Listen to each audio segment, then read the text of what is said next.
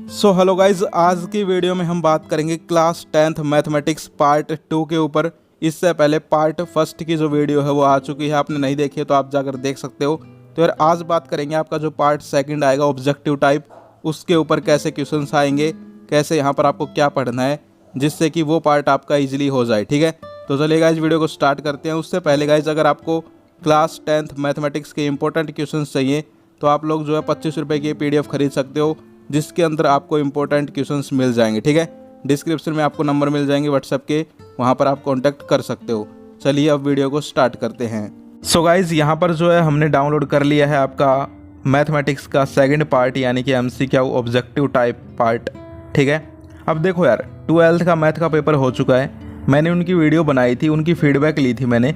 तो देखो उनको क्वेश्चंस में प्रॉब्लम नहीं आई, पेपर उनके दोनों उनको आते थे। उनको प्रॉब्लम आई सेकंड पेपर के कुछ क्वेश्चंस छूट गए, यानी कि ये जो मैं आज आपको बताने वाला हूँ उनका भी ऐसा ही था। 12th का फर्स्ट पार्ट सेकंड पार्ट, तो उनका फर्स्ट पार्ट सबने कर दिया, सेकंड पार्ट में उनको आता था लेकिन उनके क्वेश्चंस छूट गए। अब उनसे कुछ सीख लो कि आपको जो है ध्यान रखना है टाइम का। ठीक है, समझ गए, टाइमिंग का आपको जो है ध्यान रखना है। अब चलते हैं आगे क्वेश्चंस की। यहाँ पर देखो छोटे क्वेश्चंस की कोई शॉर्टकट ट्रिक वैसे होती नहीं है, लेकिन फिर भी मैं आपको समझा रहा हूँ कि कैसे आपको करना है जिससे आप इजीली जो है अच्छे नंबर ले पाओ। जैसे आपको क्वेश्चंस यहाँ पर दिखाई दे रहे हैं, इस टाइप के क्वेश्चंस आपको प्रैक्टिस करने हैं, सिर्फ और सिर्फ वैल्यू बदलनी है, डिजिट बदलनी है। ठीक है, जैसे कि पहला क्वेश्चन है वो आपका वन लाइनर है, express 3825 as a product of prime factors. ठीक है, अब ये आपको वन लाइन में इसका आंसर देना है सिर्फ। ठीक है, जो लास्ट इसका आंसर होता है। अब 3825 है, इसकी जगह और वैल्यू रख के आप प्रैक्टिस करो। ठीक है, यानी कि क्वेश्चन ऐसा ही आएगा, प्रोडक्ट ऑफ प्राइम फैक्टर्स, लेकिन ये वैल्यू चेंज हो जाएगी। अब आपने ये कर लिया तो आपको कोई भी आ जाए। अब आपने अगर जोड़ना सीख लिया, भाई 2 + 2 4, तो आपसे 3 + 3 पूछेंगे वो भी आप जोड़ दोगे, 10 + 10 पूछेंगे वो भी जोड़ दोगे। ठीक है, तो कहने का मतलब क्या है, मूल कारण समझ लो। ठीक है, फिर आप जो है कर दोगे। ठीक है, तो यहाँ पर आपको इस टाइप के क्वेश्चंस जो है प्रैक्टिस करने हैं। इसके बाद सेकंड आप देख सकते हो कि भाई ये जो है यहाँ पर रेशनल है इरेशनल है, ये बताना है। ठीक है, तो आपको लिखना है, अगर इरेशनल है तो इरेशनल, रेशनल है तो रेशनल। चलो मुझे ही बताओ कमेंट करके ये क्या है। ठीक है, और इस टाइप की और भी प्रैक्टिस कर लो, यानी कि एक क्वेश्चन यहाँ से ये पकड़ जाओ कि आपको जो है कोई भी एक यहाँ पर वैल्यू दी जाएगी, पूछा जाएगा कि ये नंबर रेशनल है या इरेशनल है। ठीक है, समझ गए। तो ऐसे क्वेश्चन से आपके आने वाले हैं। 336 और 54 का HCF ज्ञात करें, फाइंड HCF ऑफ 336 एंड 64। तो यहाँ पर भी ये वैल्यू चेंज हो जाएंगी, हो सकता है यहाँ पर आ जाए 265 एंड 79, मतलब जिनका भी HCF आप निकाल सकते हो, देख सकते हो। ठीक है, कहने का मतलब क्या है, कोई सिंपल ट्रिक नहीं है, बस जैसे क्वेश्चंस यहाँ पर दिए गए हैं उसी टाइप के क्वेश्चंस आपको प्रैक्टिस करने हैं। घर पे खुद ही क्वेश्चंस बनाने लग जाओ, मैथ में ऐसा ही होता है, खुद ही क्वेश्चंस बना लो। अब ये क्वेश्चन है 336 और यहाँ पर देख सकते हो, अच्छा अरे रुको रुको रुको, क्वेश्चन नंबर 3 में गलती है यार। हिंदी में तो दे रखा है 336 और 54 यानी कि 54, और इंग्लिश में लिख दिया 64। हरियाणा बोर्ड वालों ने गलती कर दी। चलो अब इस टाइप से भाई हिंदी वाले क्या करेंगे और इंग्लिश वाले क्या करेंगे। ठीक है, तो जो हिंदी वाला है वो 54 ही रख के करना, और जो इंग्लिश वाला है वो 64 रख के करना। ठीक है, क्वेश्चन को, और परेशान होने की ज़रूरत नहीं है कि आपको ग्रेस मार्क भी मिल जाए अगर ऐसा कुछ हो जाएगा तो गाइस ये देख लेना। ठीक है, ये गलती है। कहने का मतलब क्या है कि वैल्यू चेंज होंगी, सिर्फ क्वेश्चंस ऐसे ही आएंगे। इसके बाद यहाँ पर आप देख सकते हो टर्मिनेटिंग नॉन टर्मिनेटिंग बताना है ये। इसके बाद यहाँ पर आपके फिल इन द ब्लैंक्स हैं। कहने का मतलब गाइस देखो कोई शॉर्टकट ट्रिक नहीं है, बस जिस टाइप के ये क्वेश्चंस हैं उस टाइप के क्वेश्चंस आपको प्रैक्टिस करने हैं, वैल्यू चेंज कर करके प्रैक्टिस करते जाओ जब तक पेपर नहीं होता, करते जाओ। ठीक है, तो बस यही है। यहाँ पर AP देख सकते हो, राइट द कॉमन डिफरेंस, यानी कि एक कॉमन डिफरेंस का क्वेश्चन आपका पूछा जाएगा, ये हो गया पक्का।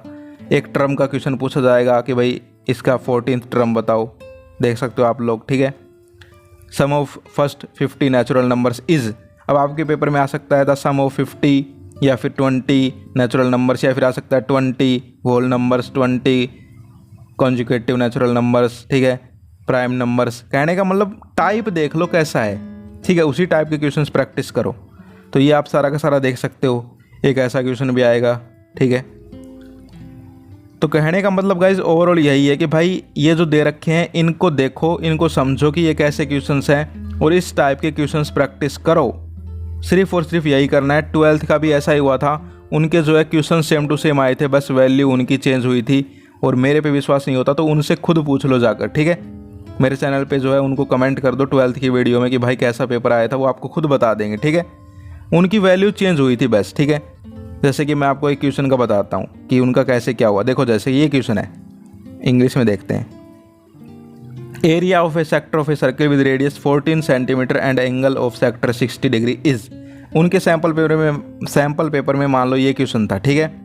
तो अब क्या हुआ, उनके पेपर में क्वेश्चन सेम टू सेम आया। Area of the sector of a circle with radius आ गई 8 और एंगल दे दिया 30 डिग्री। तो चेंज क्या हुआ, सिर्फ और सिर्फ value, question same to same रहा। अब जो ये करके गया था वो भी करके आ गया, ठीक है। तो कहने का मतलब क्या है, जिसने भाई ये सारे के सारे क्वेश्चंस निकाल लिए ना, उसका जो है सेकंड पार्ट इजीली हो जाएगा। और सेकंड पार्ट में क्वेश्चंस तुम्हें आते होंगे लेकिन तुम्हारे क्वेश्चंस छूट सकते हैं। जो 12th वाले बता रहे हैं वो बता रहा हूँ मैं, ठीक है, कि भाई टाइम बहुत ही कम मिला। तो यार टाइम का ध्यान रखना, ये पेपर तुम्हारा अच्छा होगा। जो मैंने बताया है कि भाई ये जो भी क्वेश्चंस हैं इनके जैसे क्वेश्चंस प्रैक्टिस कर लो। अब कुछ बातें सुनो और, ठीक है। तुम क्या सोच रहे थे वीडियो ख़त्म? नहीं, अब कुछ इंपॉर्टेंट बातें सुनो। सभी चैप्टर्स की यहाँ पर जो बेसिक कॉन्सेप्ट्स हैं वो आपको पढ़ने हैं इस पार्ट के लिए, ठीक है। यानी कि सारे के सारे फॉर्मूले आपको याद होने चाहिए। फॉर्मूले भी पूछे जाएंगे एमसीक्यू टाइप में, ठीक है। दूसरा, सभी के जो बेसिक कॉन्सेप्ट्स हैं, जैसे कि एक क्वेश्चन आपको दिखाता हूँ, अभी आया था मेरे सामने ये वाला। The common point of a tangent to a circle and the circle is called. अब ये जो है, जिसने सर्किल वाला चैप्टर पढ़ा था तो उसके बेसिक कॉन्सेप्ट का क्वेश्चन है ये, ठीक है। तो ऐसे भी क्वेश्चंस आएंगे। तो ये दो बातें याद रखना कि भाई सभी फॉर्मूले जितने भी हैं आपके वो सारे आपको टिप्स पे याद होने चाहिए। दूसरा, सभी चैप्टर्स के जो स्टार्टिंग में नहीं देते, कुछ इंट्रोडक्शन देते हैं, इंग्लिश में लिखा होता है जो बेसिक बातें, ठीक है, वो पढ़नी है, उनसे क्वेश्चंस उठाए जाते हैं, ठीक है। और तीसरा, ये जो दे रखे हैं इनको यार प्रैक्टिस कर लो बस। इस पेपर में आपको और कुछ करने की ज़रूरत नहीं है, ये पेपर आपका बहुत अच्छा जाएगा। बस मुझे चिंता है एक बात की कि भाई टाइम तुम्हें पूरा मिलना चाहिए। यानी कि तुम ये ना कहो कि भाई आता था, जैसे 12th वाले कह रहे हैं, लेकिन छूट गया, ठीक है, समझ गए। तो ये प्रॉब्लम मुझे लगता है कि हो सकती है, डरो मत लेकिन, ठीक है। आप जो है थोड़ा सा ध्यान रखना। अब देखो उन्होंने तुम्हें बता दिया आकर कि भाई हमारे साथ ये प्रॉब्लम हुई, तो तुम उनसे सीखो, ठीक है, किसी की गलतियों से सीखो। तो आपको क्या करना है, घड़ी पहन के चले जाओ कि भाई घड़ी में टाइम देख लिया, ठीक है। या फिर टाइम कम है तो जल्दी जल्दी करने लग जाओ क्वेश्चंस को थोड़ा, ठीक है। यानी कि क्वेश्चंस तुम्हें आते हैं मुझे पता है, लेकिन बस तुम थोड़ा घबरा जाते हो, ठीक है। ले तो घबराना नहीं है, अच्छे से करना है, ठीक है। सो गाइज ये थी आज की वीडियो, फिर मिलते हैं किसी नेक्स्ट वीडियो में। जय हिंद, जय भारत।